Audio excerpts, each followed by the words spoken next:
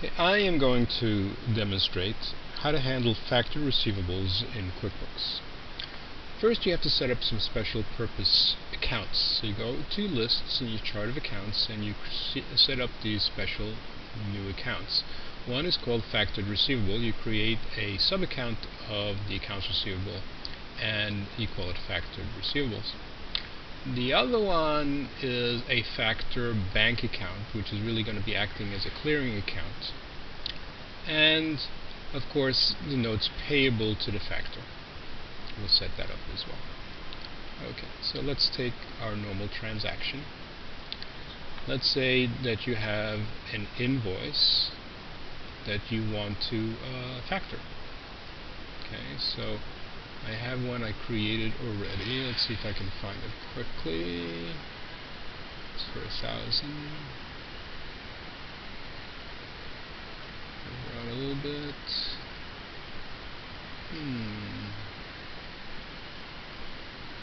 It's not a good way to find it. Should probably just go to the find function. Okay, so let's go to the find function. Find invoices for 1,000. There it is. Okay, so here we go. So the only thing I did with this is it was previously assigned to accounts receivable. I just moved it over and into factored receivables and I saved it. That's the only thing I did. And it's about an imaging systems project 3.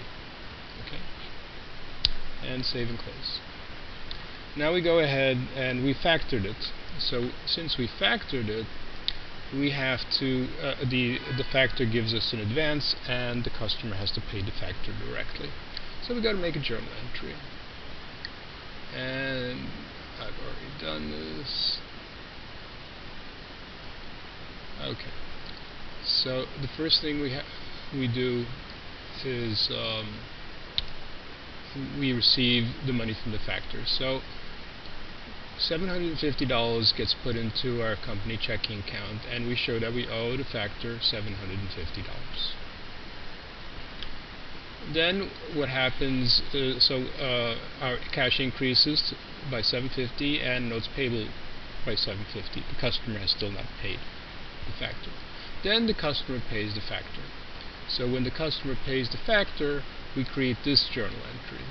And this journal entry is to reduce the amount that our customer owes us. So we reduce the amount of the accounts receivable in the factor receivable area. And we increase our exchange account or clearing account called factor bank. Then what happens is the factor sends us a report and says, you know, your customer has paid and we are charging you some additional fees and we're handing over the difference to you over and above the amount that we lent you before. So that's the next entry. So the net entry then is the factor clearing account gets zeroed out by the $1,000 that we originally put in there. And we offset the amount that was loaned to us before, $750, so the notes payable is 0. And we charge, there's another fee for them, I'll call it bank service charge fee. You can call it whatever you want, factor fees. And then they send us a check for $200. And that's it. You're all finished. Now what does it all look like? Because, you know, all these accounts should be zeroed out, and basically you should be left with simply a fee of $50, which is, you know, your cost, over and above cost that you would have if you had simply not assigned the receivable to a factor. So let's take a look at the reports. So let's go to memorize reports, balance sheet with 0 balances. Okay, here's your balance sheet. Here's the factor bank. You see it has 0 in there.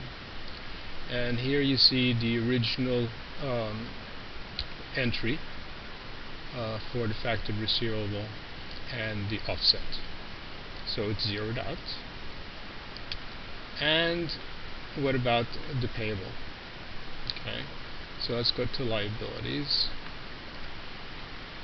And see factor bank, 0.